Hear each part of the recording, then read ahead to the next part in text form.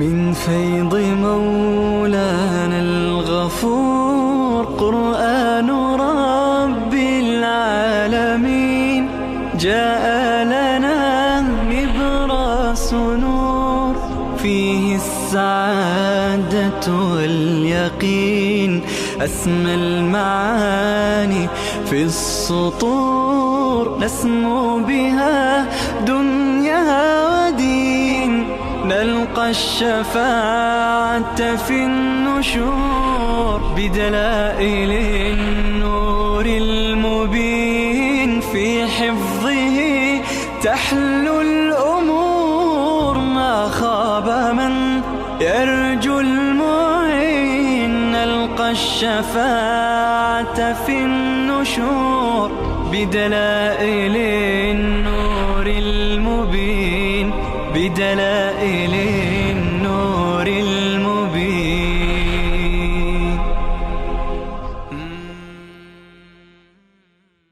أعوذ بالله من الشيطان الرجيم. بسم الله الرحمن الرحیم. ان الله اشترى من المؤمنین. از اینجا بشارت است برای مؤمنان، بشارت برای اونهایی که مال و جان را در راه الله تقدیم می کنند. گرچه درباره شأن نزول این آیات نوشتند زمانی که انصار مدینه با رسول الله صلی الله علیه وسلم بیعت کردند، بیعت العقبه، دومین بیعت بود، 12 نفر بودند. رسول اکرم صلی الله علیه و سلم به اونها گفت که اونها گفتن یا رسول الله ما چیکار بکنیم؟ آن حضرت دستور داد که اونها باید با مالشان و جانشان از پیغمبر خدا حمایت کنند. اونها گفتن ما آماده ایم، ما هر نوع حمایتی که بتوانیم از شما دریغ میکنیم. اما آخر یکی پرسید به ما چه میرسد؟ الله تعالی این آیه را نازل فرمود. الله می فرماید ان الله اشترى من المؤمنین. بدون شک الله اشترا می فرماید، خریداری می فرماید از مؤمنان. چی را می خرد؟ انفسهم و اموالهم بان لهم الجنه. جانشان را و مالشان را. دو تا مبیع هست، مبیع اول جان، مبیع دوم مال. یک نکته خدمت شما عرض کنم که وقتی که بحث قربانی مالی آمده آیات قرآن را نگاه کنید، در همین سوره توبه چند جا آمده، در بعضی جا مال مقدم است، در بعضی جا جان مقدم است،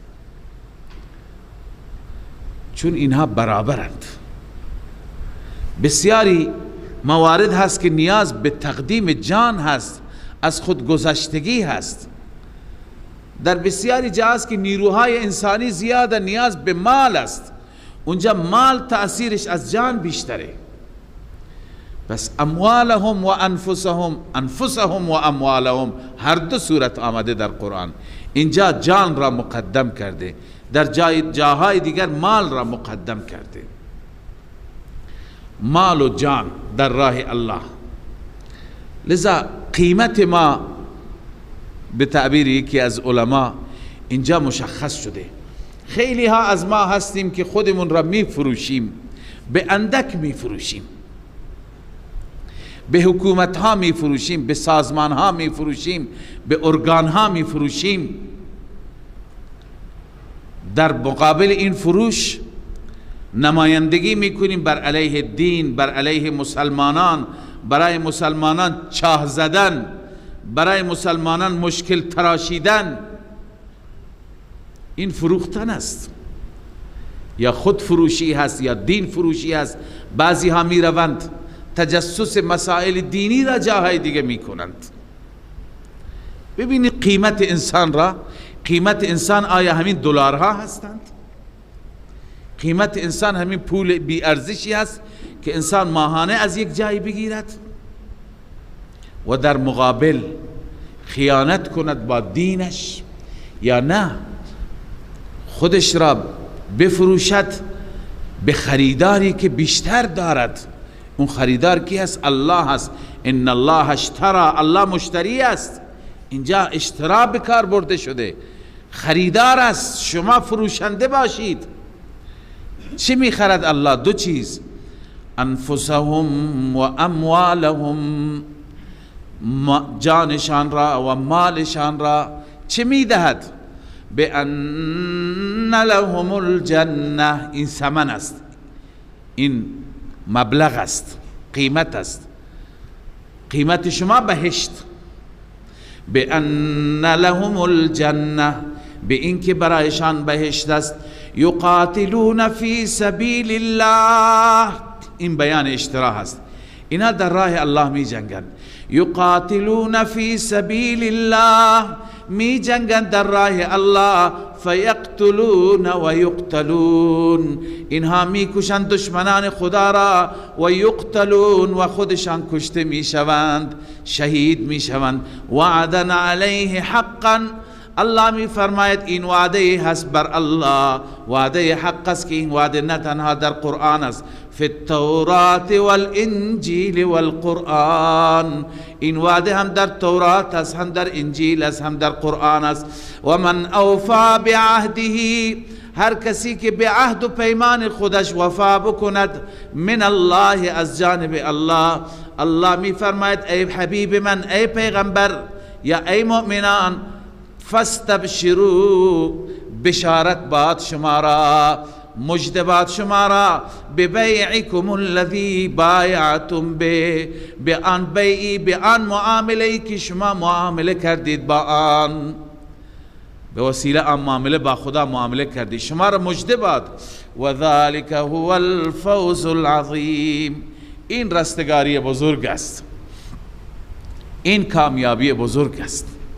گاهی هستن مردان خدا معامله میکنن با خدا، یه جایی میبینند یک نیاز مهم دینی هست که با یک اقدام، با اقدام یک نفر کل مشکل حل میشه، مشکل شهر حل میشه، مشکل مجموعه حل میشه، میان معامله میکنند. و چه زیبا گاهی همین تعبیر را میکنن، میگن ما آمدیم معامله بکنیم با خدا. لذا الله میفرماید رستگاری عظیم این هست. در دنیا انسان نتیجه را نمی بیند، اما اونجا می بیند. التائبون العابدون، بعد از این اوصاف این مؤمنین بیان شده. اینها چه کسانی هستند که خدای عزوجل خریدار اونهاست و قیمتشان بهشت است. الله می فرماید التائبون، اینها کسانی هستند که التائبون دائما توبه می کنند. العابدون، وصف دوم، کسانی هستند که العابدون فقط الله را عبادت میکنند، بنویسید فقط لله، فقط الله را عبادت میکنند. الحامدون، کسانی هستند که فقط الله را حمد میکنند. السائحون، کسانی هستند که سیاحت میکنند. السائحون را چند نوع تفسیر کردند. بعضی گفتن سیاحت، سیاحت امتی الجهاد، رسول الله فرمود سیاحت امت من جهاد است، یعنی جهاد میکنن در راه الله. بعضی میگن با توجه به این که بحث جهاد گذاشت، سائحون سیاحت چی هست؟ روزه را میگویند، روزه دار هستند. صائمون یعنی سائحون یعنی صائمون. روزه هم یک نوع سیاحتی هست، یک نوع تفریحی هست، گشت و گذاری هست. اونهایی که روزه واقعی داشته باشند، از این عالم مادی، از عالم خورد و خوراک، از عالم عیش و نوش، این را ترک می کنند، برای چند ساعت از این عالم خداحافظی می کنند، وارد دنیای دیگه میشند، وارد عالم معنوی میشند، عالم ملکوت میشند. فقط به خاطر الله نمی خورند، نمی نوشند، نه نزدیک زن میرند، نه از بقیه لذات استفاده می کنند و در بحر الله، در یاد الله. این سیاحتی هست. البته این در حق کسانی که از صبح تا اذان ظهر بخوابند صدق نمی کند. صدق می کند برای کسانی که روزه دارند، به قدر نیاز می خوابند، اما روزه دارند تلاوت می کنند، روزه دارند ذکر میکنند، روزه دارند نماز میخوانند، روزه دارند تمام اعمال را انفاق میکنند، امر به معروف میکنند، بقیه کارهای بر و نیکی را انجام میدن. این دیگه چیکار کرده؟ از عالم مادی خارج شده و دارد در عالم ملکوت سیر میکند و پر میزند. لذا از این جهت گفتن روزه هم چی هست؟ سیاحتی هست، اما نه سیاحت مادی بلکه سیاحت معنوی. والله اعلم.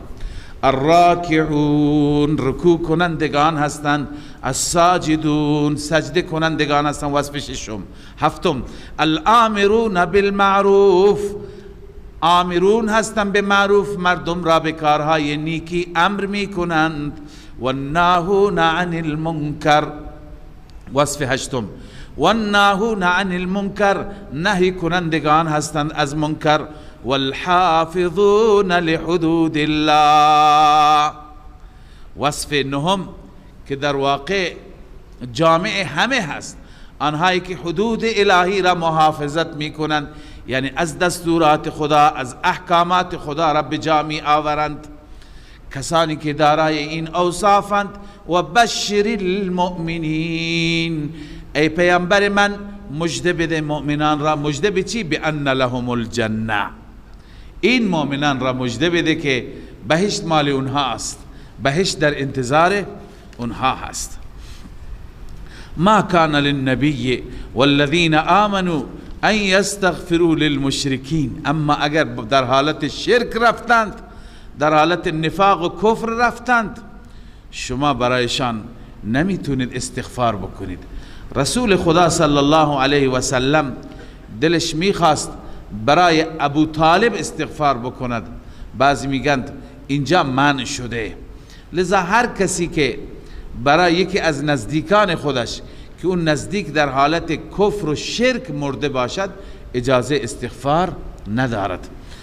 الله می فرماید ما کان للنبی والذین آمنوا، برای نبی، برای پیامبر خدا سزاوار نیست و همچنین برای مؤمنان، برای بقیه عموم مؤمنان مناسب نیست ان یستغفروا للمشرکین، اینکه برای مشرکان مغفرت بطلبند، ولو کانوا اولی قربا، گرچه اون مشرک از صاحبان قرابت باشد، از خویشاوندان نزدیک باشد. من بعد ما تبین لهم انهم اصحاب الجحیم، بعد از اینکه روشن شد برای اونها که اونها اهل جهنمند، یعنی در حالت کفر و شرک مردند، روشن شد دیگه برای اونها مغفرت نخواند. خب اینجا سوالی هست، سوال را الله جواب میده. سوال اینه که ابراهیم علیه السلام مگه برای پدرش استغفار نخواست؟ گفت که بار الها مرا ببخش و پدر من را، رب اغفر لی ولی ابی، مرا و پدرم را ببخش. الله عزوجل می فرماید استغفار ابتدایی ابراهیم به خاطر وعده‌ای بود که با پدرش داشت. به پدرش گفت که من میرم ولی از برای تو از خدا مغفرت میخوام. منظور از مغفرت اینه که خدا هدایتت کنه، ایمان بیاوری، بخشوده بشی. و ما کان استغفار ابراهیم لابیه الا عن موعده وعدها ایاه. استغفار ابراهیم برای پدرش نبود مگر به خاطر وعده بود، لا استغفرن لك و ما املک لك من الله شیء، من برایت حتما از خدا مغفرت میخوام. اما بعد از اینکه ابراهیم متوجه شد که پدرش دشمن خداست، دیگه اعلان تبری کرد. دشمن خداست یعنی چه؟ بعضی گفتن منظور اینه که بر دشمنی خودش، اصلش هم همینه، از قبل ابراهیم میدانست که بت پرسته، نه اینکه تازه متوجه شد، نه، وقتی که متوجه شد که دشمنی را ادامه داد، مستمر بر عداوت است و توبه نکرد و با کفر از این دنیا رفت، با همون بت پرستی، عقیده بت پرستی از دنیا رفت. چون ابراهیم خودش هجرت کرد و آمد، دیگه از پدر خبر نداشت. بعدا از طریق وحی با خبر شد. خدا گفت که دیگه برایش دعا نکن. اون با کفر مرد. بعد از اون تبرأ منه اعلام براءت کرد. تفسیر صحیح اینه. الله می فرماید و ما کان استغفار ابراهیم، نبود استغفار ابراهیم لابیه برای پدرش، الا عن موعدة وعدها ایاه، مگر از وعده‌ای که وعده کرده بود با او، بر اساس وعده‌ای.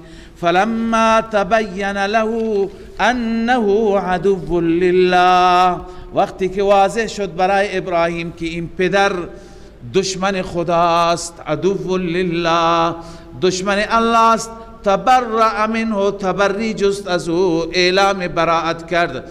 ان ابراهیم لأواه حلیم. علت وعده چی بود؟ ابراهیم اواه بود، نرم دل بود و حلیم بردبار بود. لذا ابراهیم به این خاطر مغفرت خواست. ولی شما بقیه نخواهید، شما بقیه اجازه ندارید. وما كان الله ليضل قوما بعد اذ هداهم حتى يبين لهم ما يتقون. الله عز وجل وقتی که فرمود شما مغفرت نخواهید، خب تا به حال خیلی ها خواستند برای پدرانشان، برای خویشاوندانشان، نمیدونستند که برای اونها مغفرت ممنوع هست. لذا الان ممنوع شد. 1 سال پیش، چند سال پیش همش ما خواستیم تکلیف اونا چی میشه. اونا را الله تعالی می فرماید که بعد از اینکه الله عزوجل مؤاخذه، بعد از اینکه نهی کرد، قبل از نهی هر چی گذشته مؤاخذه نمی کند بر اونها. و ما کان الله لیضل قوما بعد اذ هداهم، نیست الله تعالی که گمراه بکند قومی را بعد از اینکه هدایت کرده. و گمراهی مؤاخذه هست. حتی یبین لهم ما یتقون، حتی که خدا بیان بکنه برای اونها اون چیزی که باید بترسند. بعد از اینکه بیان کرد و هنوز منصرف نشدن، بعدا خدا مؤاخذه میکند. ان الله بكل شیء علیم، بدون شک الله به هر چیز دانا هست. و این دلیل توحید است. ان الله له ملک السماوات والارض، فقط و فقط پادشاهی آسمان ها و زمین برای الله است، لا لغیره. یحیی و یمیت، اون ذات است که زنده می کند و می میراند. و ما لکم من دون الله من ولی ولا نصیر، ای بندگان نیست برای شما بغیر از الله هیچ ولی، هیچ حامی و هیچ نصیری، هیچ نصرت کننده. لذا دیگران را به عنوان ولی و حامی ندانید، فقط خدا را حامی خودتان بدانید. خب لقد تاب الله، از اینجا اعلام چی هست؟ اعلام قبولیت توبه. عرض کردم چند گروه بودند. اولا الله تعالی در رأس اینها قرار میده اون مهاجرینی را و اون انصاری را که در سخت‌ترین شرایط رسول الله را تبعیت کردند، پیروی کردند. الله میفرماید بر اونها رجوع کردم، یعنی اونها را بخشیدم، اینها دیگه از گناه پاک شدند. دوم اونهایی که خودشون را به ستونها بستند، اونها را هم الله به توبه اونها را قبول کرد. سوم بالخصوص اون 3 نفر الله میفرماید، اون 3 نفر را اینجا الله یاد میکند، چون توبه اونها واقعا توبه بود و سخت بود بر اونها.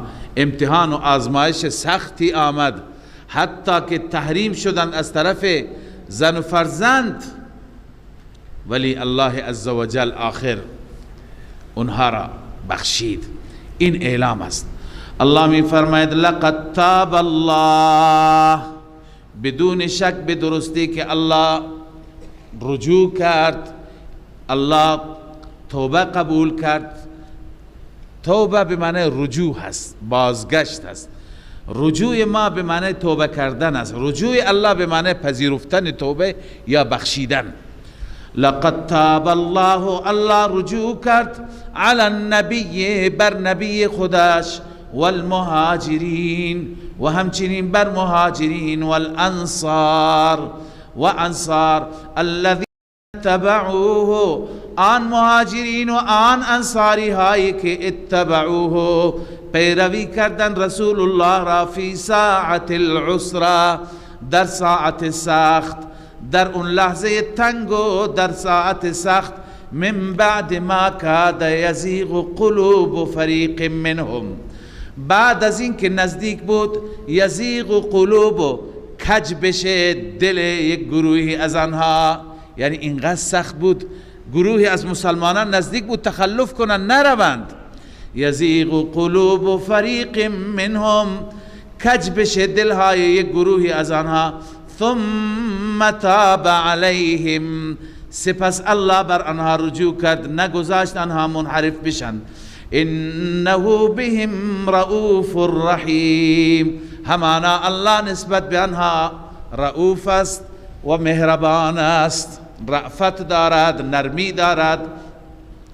وعلى الثلاثة الذين خلفوا، همچنین الله پذیرفت توبه 3 نفری را و رجوع کرد بر 3 نفر، علی الثلاثه، بر آن 3 نفری که خلفوا، آنها پشت سر گذاشته شدند، تخلف کردند، نرفتند به جهاد، الله اینها را هم توبه اینها را هم قبول کرد، بر اینها هم رجوع کرد. حتی اذا ضاقت علیهم الارض بما رحبت، الله می فرماید حتی که وقتی که تنگ شد بر آنها زمین، بما رحبت، با وجود فراخیش، با وجود وسعتش، و ضاقت علیهم انفسهم، دل خود آنها هم تنگ شد، دلشون گرفت. وقتی انسان پریشان باشه چقدر دلش میگیره. الله می فرماید و ضاقت علیهم انفسهم، دلشان بر آنها تنگ شد به خاطر اینکه رب از اونها ناراضی است، به خاطر اینکه رسول الله از اونها دلخوره. و ظنوا ان لا ملجأ من الله الا الیه، الله می فرماید آنان یقین کردند که هیچ پناهگاهی نیست من الله، یعنی از خشم الله، الا الیه، مگر بسوی خود الله. لذا اونها به این یقین رسیدن. یقین همه ما باید این باشد، هر وقت مشکلی پیش میاد، حتی چوب و کتک خدا اگر باشد، باز هم به سوی خدا برگردیم، چون لا ملجأ من الله الا الیه. رسول الله صلی الله علیه وسلم این ورد را همیشه میخواند، اللهم لا ملجأ ولا منجأ منك الا الیک، بار الها هیچ پناهگاهی نیست، هیچ جای مخفی نیست که اونجا بریم، منک یعنی از عذاب تو، الا الیک مگر به سوی خود تو. لذا مؤمن باید پناهگاهش الله باشد، همواره به خود خدا رجوع کند. اینها هم یقین کردند. پادشاه غسان دعوتشون کرد، از جاهای دیگه اگر پیغام آمد اینها هیچ جا را جواب ندادن، میدونستند که تنها پناهگاه خود الله هست. و ظنوا ان لا ملجأ من الله الا الیه، پناهگاهی دیگری از خشم الله نیست مگر به سوی خود الله. ثم تاب علیهم لیتوبوا، این توجه خاص الله را میرساند. سپس الله بر اونها رجوع کرد، لیتوبوا، تا اینها در مواقع مختلف توبه کنند، در مواقع مصیبت و معصیت و پریشانی هر جا اینها توبه کنند. ان الله هو التواب الرحیم، همانا الله عزوجل تواب هست، توبه پذیر است، الرحیم مهربان است، هر کسی توبه بکند الله میپذیرد. یا ایها الذین آمنوا اتقوا الله، بعد از این خدای عزوجل ترغیب میده به سوی اخلاص، به سوی تقوا، و همچنین راهکار بیان میفرماید، راه حل تقوا را بیان میفرماید. الله میفرماید یا ایها الذین آمنوا، ای کسانی که ایمان آوردید، اتقوا الله، از خدا بترسید. تنها بگوییم آمنا، ایمان آوردیم، کافی نیست، باید از خدا ترسید، یعنی ایمان با اخلاص باشد، ایمان ریایی نباشد، ظاهری نباشد. اتقوا الله، اتقوا الله نسخه ایمان است. اگر میخوای ایمان خوب داشته باشی، تقوا را و راه تقوا و راه خدا ترسی را انتخاب کن. اما تقوا چگونه ایجاد میشه؟ ببینید تقوا الله فرموده و کونوا مع الصادقین، شما با صادقین باشید. این راه حل، راهکار، یکی از راهها. قرآن خیلی راهها پیشنهاد داده، یکی از اونها این است که همیشه با انسانهای صادق، اونهایی که صداقت دارن، با اونها بنشینید. صداقت چه کسانی دارند؟ گرچه علما تعریفات زیادی کردن، گفتن صداقت، صادق اونهایی هستند که نفاق ندارند، یعنی قولشان با عملشان هماهنگ است.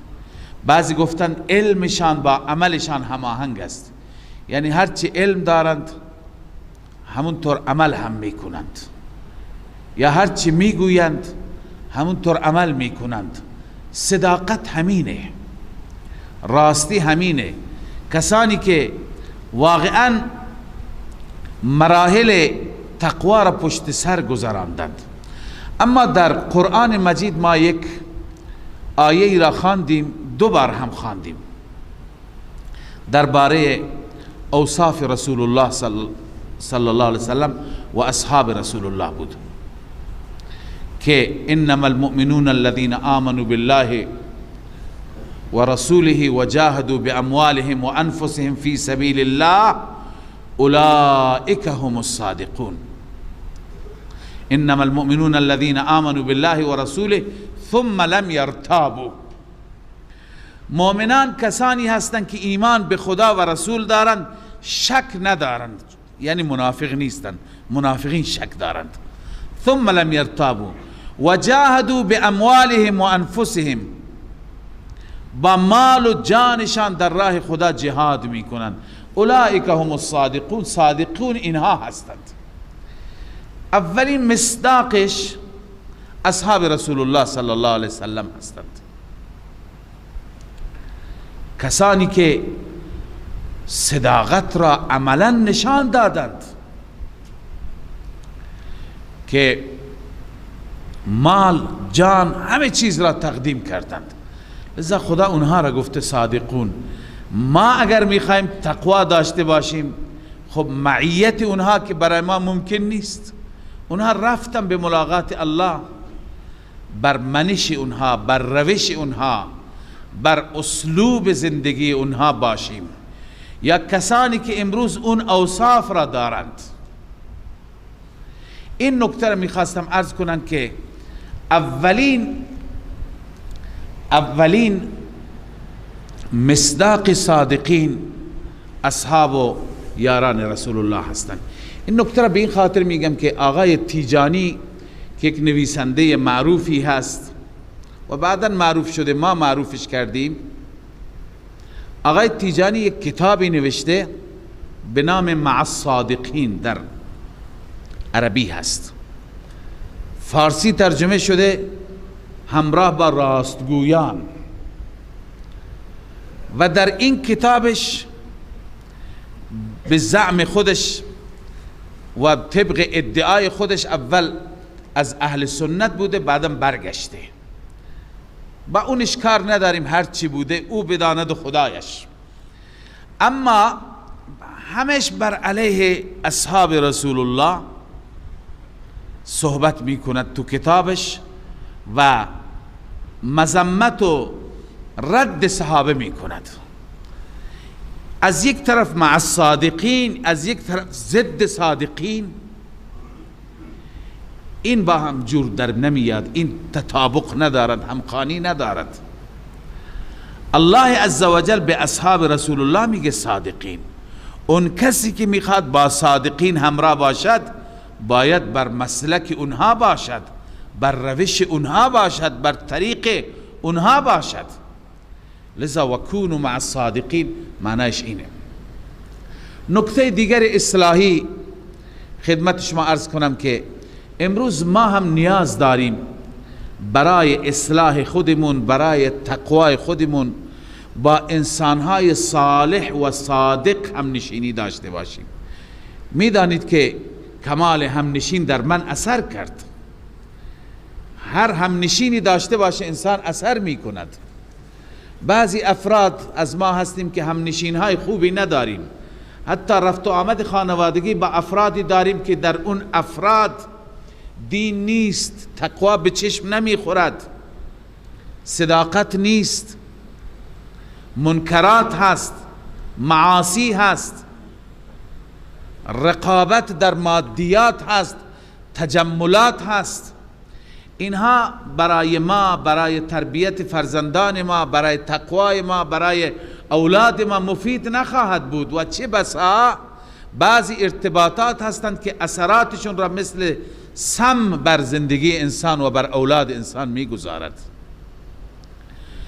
یکی دیگر از صورتها و ارتباطات هست که انسان با انسانهای صالح، انسانهای با تقوا، با خدا، با اونها رفت و آمد داشته باشد. اونهایی که وقتی که در مجلسشان بشینی خدا بیادت بیاد، اونهایی که از خدا میگویند و ما را از الله عزوجل میترسونند.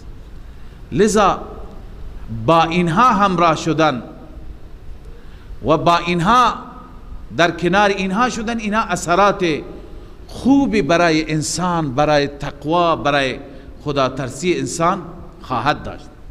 عرض کنم خدمت شما که پس ما در ارتباطات خودمون و تعلقات خودمون و روابط خودمون باید تجدید نظر بکنیم، با چه کسانی رفت و آمد داشته باشیم. اینجا الله عزوجل علنا میگه که اگر میخواهید تقوا داشته باشید، در زندگیتون خدا ترسی بیاد، لذا الگوهایی را انتخاب بکنید که اون الگوها برای شما در زندگی تأثیر گذار باشند.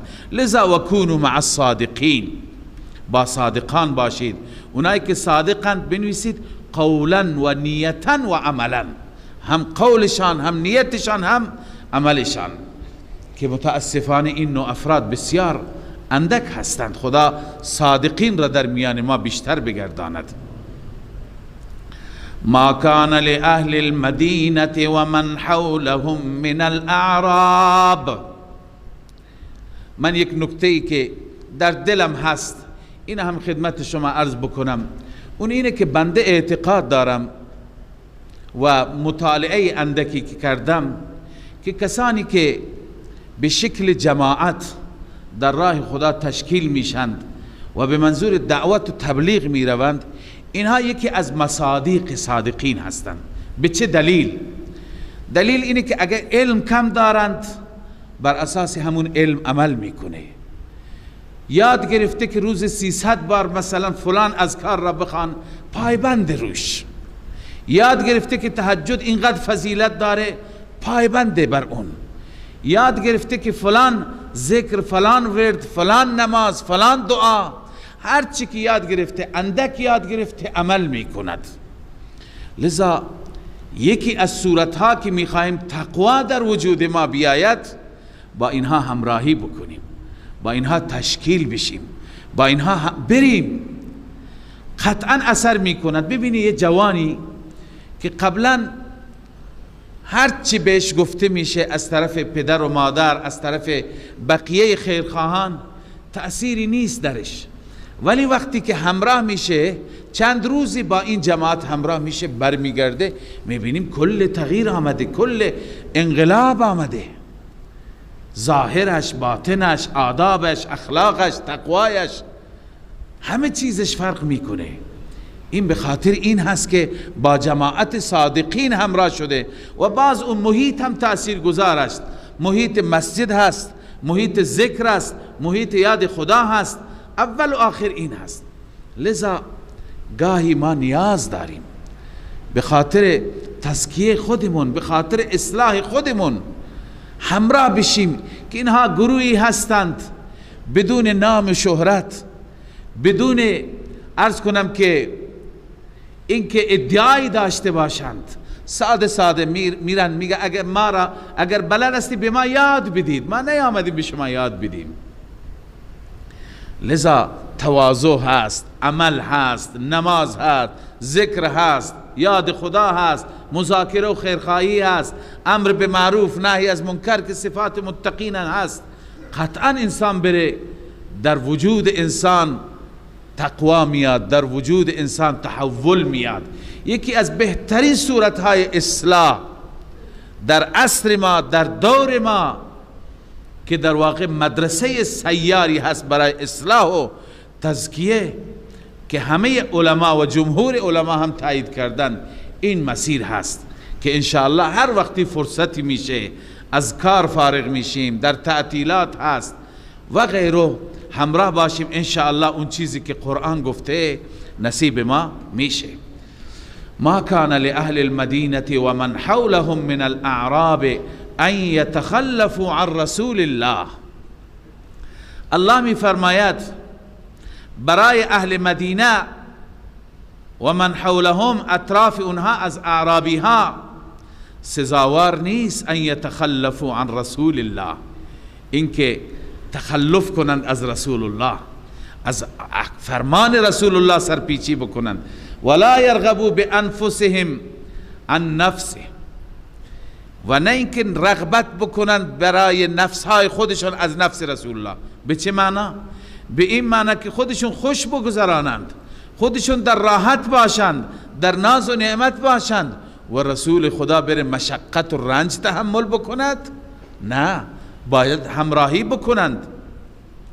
لذا الله می فرماید ذالک بانهم لا یصیبهم ظمأ، این به سبب این است که به آنان هیچ تشنگی نمی رسد، ولا نصب و نخستگی، ولا مخمصه و نگرسنگی، فی سبیل الله، در راه الله، ولا یطؤون موطئا، و اینها زیر پا نمی گذارند هیچ موطئی را، هیچ جایی را که زیر پا می گذارند، یعنی محل قدمشان، که یغیظ الکفار، کفار را به خشم در میارند، هر جایی که میرند و موجب خشم کفار میشن. ولا ینالون من عدو نیلا، و حاصل نمی کنه از هیچ دشمنی حاصل کردنی، یعنی دشمنی را میکشند، اسیر میکنند، غنیمت به دست میارند، الا یعنی هر کاری میکنند در راه خدا، الا کتب لهم به عمل صالح، مگر برای آنها در مقابل این عمل صالح نوشته میشه. ان الله لا یضیع اجر المحسنین، الله عزوجل پاداش چنین نیکوکاران و مخلصین را ضایع نمیگرداند.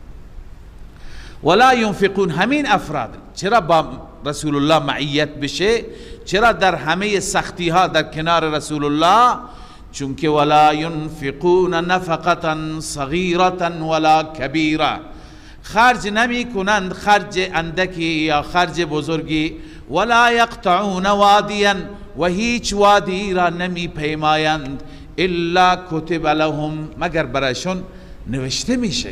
هر کاری در راه خدا انسان می کند، حتی که در حدیث شریف می آید که انسان که بر اسبی سوار هست و اسب پس افگنده می اندازد، پشکلی می اندازد، هم برای این انسان اجر نوشته میشه. اسب علفی میخورد، به همون اندازه برای این انسان نوشته میشه. آبی میخورد، برای انسان همون اندازه نیکی نوشته میشه. هر چه اتفاق میافتد در این راه برایش نوشته میشه. الا کتب لهم لیجزیهم الله احسن ما كانوا یعملون، عاقبت و نتیجه میشه که الله جزا میده. احسن ما كانوا یعملون، بهترین آنچه که عمل کردن، بهترین جزا را بهشون الله میده.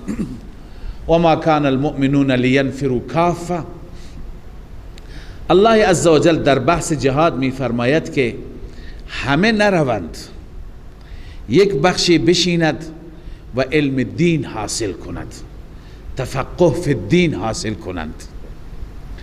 اینها در محضر رسول الله صلی الله علیه وسلم، چون جهاد هم با علم حاصل میشه، با علم جهاد میشه، لذا اول باید علم باشد. بنابراین میفرماید و ما کان المؤمنون لینفروا کافه، نیست مؤمنان تا که کامل بروند، نه. فلولا نفر من کل فرقه منهم طائفه، چرا نمی رود گروهی از اینها، از هر گروهی، از هر فرقه یک گروهی، یک دسته، لیتفقهوا فی الدین، تا که در دین علم حاصل کند، فهم حاصل کند. فقه یعنی فهم دین. و اینها ولینذروا قومهم، قوم خودشان را بترسانند وقتی که رفتن به سوی آنها، لعلهم یحذرون، شاید اونها بترسند. این فضیلت اهل علم و طالب علم هست که حتی در زمان جهاد اینها بشینند، علم دین و علم جهاد بیاموزند. معنیش این نیست که اگر جهاد فرض بود اینها از جهاد معافند. اصحاب صفه در محضر رسول الله صلی الله علیه وسلم نشسته بودند، علم می آموختند، اما وقتا فوقتا بعضی از اونها هم تشکیل می شدند، به جهاد می رفتند. پس اینها همش در جبهه ها نباشند، اینجا پشت جبهه باشند، در سنگر باشند و علم بیاموزند، بر اساس نیاز و ضرورت هم بروند. و در پایان سوره الله عزوجل بازم اعلام قتال و اعلام جنگ می فرماید با کفار، و در آخر صفات منافقین را که فقط به ترجمه اکتفا می کنیم. الله می فرماید یا ایها الذین آمنوا قاتلوا الذین یلونکم من الکفار، ای مؤمنان، ای کسانی که ایمان آوردید بجنگید با کسانی که یلونکم من الکفار، کفاری که نزدیک شما هستند، متصل با شما هستند، ولیجدوا فیکم غلظه، باید در شما درشتی ببینن، سختی ببینن. واعلموا ان الله مع المتقین، بدانید که همانا الله با متقیان هست، متقین عن الشرک. خب کفار، یکی از مصادیق کفار منافقین هستند که همواره مسخره می کنند. من عرض کردم بعضی از منافقین که خارج مدینه بودند با اونها هم اعلام جهاد بود. و اذا ما انزل سوره، هرگاه نازل میشه سوره، فمنهم من یقول، بعضی از هم منافقین هستند که میگویند، استهزاء میگویند، مسخره میکنند، میگویند ایکم زادته هذه ایمانا، در کدام یک از شما این سوره ایمانش را افزود؟ چه کسی ایمانش اضافه شد؟ به مسخره میگفتند. فاما الذین آمنوا فزادتهم ایمانا وهم یستبشرون. الله جواب میده، هم جواب خداست به منافقان، هم بشارت برای مؤمنان. الله میفرماید برای شما که ایمانتون اضافه نشده، مخلصین من، بندگان مخلص من ایمانشون اضافه شده. فاما الذین آمنوا، اما کسانی که ایمان آوردند، فزادتهم ایمانا، ایمانشان را می افزاید آیات خدا، قرآن خدا. و هم یستبشرون، آنها خوشحال می شوند، اونها خوشحال می شوند وقتی که آیات الهی را می بینند، دلشون خرسند میشه. و اما الذین فی قلوبهم، اما کسانی مثل شما منافقین که در دلشان مرض باشد، فزادتهم رجسا الی رجسهم، آیه در اونها می افزاید رجسا الی رجسهم، یعنی کفر جدیدی، شرک جدیدی، نجاست جدیدی، الی رجسهم، به اون نجاست و کفر قدیمیشون، یعنی کفرشون اضافه میشه. قبلا مثلا 500 آیه نازل شده بود، کافر به 500 آیه شد بود، الان 100 تا دیگه نازل شد کافر به 600 آیه، پس نجاست و کفرش چی میشه؟ بیشتر میشه. و ماتوا و هم کافرون، اینها میمیرن در حالی که کافر هستند. و نکته دیگه که الله عزوجل ذکر میفرماید، گرچه برای منافقین هست اما تذکری برای همه ما هست. این الله میفرماید اولا یرون انهم یفتنون فی کل عام مرة او مرتين، آیا اینها نمی بینند که در هر سالی به فتنه و به عذاب گرفتار می شوند، یک بار یا دو بار، هر سال یک مصیبتی برایشون هست، در سالی 2 بار هم برایشون مصیبت میاد، 3 بار هم میآید. اینقدر فکر نمیکنه اینا از طرف خداست؟ ثم لا یتوبون ولا هم یذکرون، سپس توبه نمیکنند، پند هم نمیگیرند. ببینید برای ما هم گاهی مشکلات میاد، این آیه به ما میگه که هر مشکلی که آمد باید ما را اصلاح کند، باید برای ما درسی باشد. اگر خدای نکرده یه عزیزی را از دست دادیم، مصیبتی شد، چنان مصیبتی که یک اتفاق بزرگی در زندگی آمد. این در واقع امتحانی بود، باید به خدا رجوع کنیم. اگر مالمان از دست رفت، ورشکسته شدیم، این مصیبتی هست، باید به خدا رجوع کنیم. اگر باغ ما سوخت، یا امسال محصول نداد، یا رمه همه مردند، گوسفندان همه مردند، این از طرف خداست. لذا همه اتفاقات را اتفاقات طبیعی ندونید، بدانید که این گوشمالی خداست، این تذکر خداست. لذا الله می فرماید این بندگان نمی بینند که در هر سال یک بار دو بار از طرف خدا مورد امتحان قرار می گیرند؟ این امتحانات و این مشکلات را خدا چرا میاره؟ به خاطر اینکه شما توبه کنید. بعضی وقتها یکی فرزندش نافرمانه، فرزندش او را اذیت میکنه، خب این به خاطر این است که تو توجه بکنی به طرف خدا، بیشتر زاری بکنی، بیشتر گریه کنی، بیشتر رابطه با خدا بگیری. این مشکل فرزند خیرت هست، آخر با همون دعایت خودت هم تزکیه میشه، رابطت با خدا نزدیک میشه، دعایت اجابت میشه، فرزندت هم هدایت میشه. لذا الله هر چی که میاره، مشکل خانوادگی، مشکل بازار، مشکل دینی، همه و همه توش حکمت هاست. لذا الله می فرماید ثم لا یتوبون، اما سپس آنان توبه نمی کنند، ولا هم یذکرون، پند نمی گیرند. و اذا ما انزلت سورة نظر بعضهم الى بعض، الله می فرماید هرگاه سوره نازل میشه نگاه میکنند بعضی به سوی بعضی به بعضی نگاه میکنند که میخوان برند، فرار کنند. هل یراکم من احد، کسی میبینه شما را؟ اطراف نگاه میکنن، کسی متوجه نیست. ثم انصرفوا، میرند از اون سوره، از اون آیه خوششون نمیاد،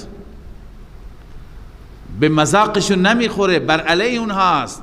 الله میفرماید صرف الله قلوبهم، الله برگردانده دلشان را عن الایمان، بنویس الله دلشان را از ایمان برگردانده، به انهم قوم لا یفقهون، به سبب اینکه اینا قومی هستن نفهم، نمیفهمند.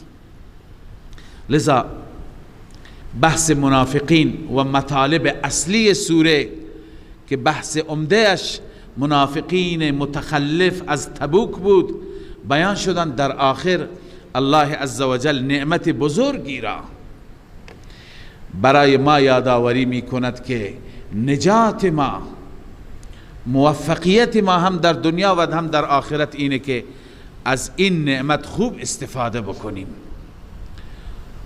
اون نعمت چیه؟ رسول الله و اتباع رسول الله. پس اینجا ترغیب به اتباع رسول الله هست و چه اوصافی الله برای این رسول محبوب بیان فرموده که از اینجا معلوم میشه این پیغمبر خدا چقدر خیرخواه ماست، چقدر شفقت داره، چقدر دلش بر ما میسوخت و تا آخرین لحظات ندایش و فریادش و زمزمش امت و امت بود. و از احادیث معلوم میشه که در قیامت همش پیغمبر مواظبت میکنه تا از امتش دفاع بکنه. یک گروه را میبرند فوراً میگه اینا امت من هستند، میگه نه تو نمیدانستی اینها بعد از تو چه کردن. لذا همش در صدد شفاعت، در صدد سفارش، میگه بر حوض ایستادم که اونجا شما را آب بدم. حتی الامکان نمیگذاره که این امت به سوی پرتگاه بره. لذا این رسول سزاوار صلات و سلام هزاران بار در روز هست که ما به طرفش و برایش بفرستیم. الله می فرماید لقد جاءکم رسول من انفسکم، همانا آمده پیش شما رسول جلیل القدر و عظیمی، من انفسکم از خود شما، عزیز علیه ما عنتم، الله می فرماید که سخت هست بر او، ما عنتم آن چیزی که شما را در مشقت می اندازد، هر چیزی که باعث تکلیف و رنج شما باشد بر رسول الله سخت میشه. حریص علیکم، حریص است بر شما، یعنی بر هدایت شما. این رسول دلش میخواد شما هدایت بشید، حتی بر کفار حریص بود. و الله عزوجل چندین جا تذکر داد شما کارت را این علیک الا البلاغ، بر تو بلاغ هست، پیام خدا را برسان. فلعلک باخع نفسک الا یکونوا مؤمنین. مطلب آیه این است که تو خودت را کشتی از اینکه ایمان نمی آورند. چرا اینقدر غم میخوری؟ چرا اینقدر جوش میزنی؟ ولا تحزن علیهم ولا تک فی ضیق، بر اینها غم نخور، در تنگنا نباش، هر توطئه و مکری میکنن. لذا این پیغمبر خیلی حریص بود. حریص علیکم، حریص است بر شما. بالمؤمنین رؤوف رحیم، بالخصوص برای مؤمنان. اون که حریص بود برای همه، مؤمن و کافر، منافق. منافقین را میدونست اینا منافقند، به روی خودش نمی آورد، خجلشون نمی کرد و اذیتشون نمی کرد، با تندی برخورد نمی کرد. اخلاقش چه اخلاق زیبا بود. انس رضی الله تعالی عنه می فرماید در ظرف 10 سال یک کلمه تندی هم به من نگفت که من خادمش بودم. لذا الله می فرماید حریص علیکم، حریص است بر هدایت شما. بالمؤمنین رؤوف رحیم، نسبت به مؤمنان بالخصوص رؤوف الرحیم است. رأفت و نرمی دارد و مهربان است. مهربان است، مؤمنان را دوست دارد. رسول اکرم صلی الله علیه و سلم از ما به عنوان اخوان یاد کرد. به صحابه گفت که بعد از شما برادران ما میایند. صحابه گفت برادران من میایند. صحابه گفت یا رسول الله مگر ما برادرت نیستیم؟ گفت نه، شما اصحاب من هستید، اونایی که بعدا میان برادران منند. لذا ما را رسول الله برادر خواند، افتخار بزرگی هست. این میرساند مهربانیش را، رأفتش را. لذا الله میفرماید ای انسانیت، نعمت بزرگ اینه، اتباعش کن، پیرویش کن قدم به قدم. وقتی که زنده هست در حیاتش از او پیروی کن، وقتی که از این دنیا رفته از سیرتش، از سنتش مو به مو اطاعت کن، پیروی کن، در زندگیت احیا کن. اون وقت قدردانی این پیغمبر گرامی شدی و اون وقت انشاءالله معیتش، شفاعتش نصیبت میشه. اما اگر الله می فرماید سر باز زدند این مردم، مخاطبین تو قبول نکردند، فان تولوا، اگر از قبول حق و از اتباع رسول پشت دادند و سر باز زدند، فقل حسبی الله، ای پیامبر بگو الله کافی هست. حسبی الله لا اله الا هو. در آخر مضمون اصلی و هدف اصلی توحیده که یادآوری میشه. هیچ معبودی نیست به غیر از الله. هدف فرستادن این پیغمبر هم همینه که این ثابت کنه که هیچ معبودی نیست به غیر از الله. علیه توکلت، فقط و فقط بر او توکل کردم. و هو رب العرش العظیم، او مالک عرش عظیم هست. صدق الله العظیم. من فيض مولانا الغفور قرآن رب العالمين جاء لنا نبراس نور فيه السعادة واليقين أسمى المعاني في السطور نسمو بها دنيا ودين نلقى الشفاعة في النشور بدلائل النور المبين في حفظه تحلو الأمور ما خاب من يرجو المعين نلقى الشفاعة في النشور بدلائل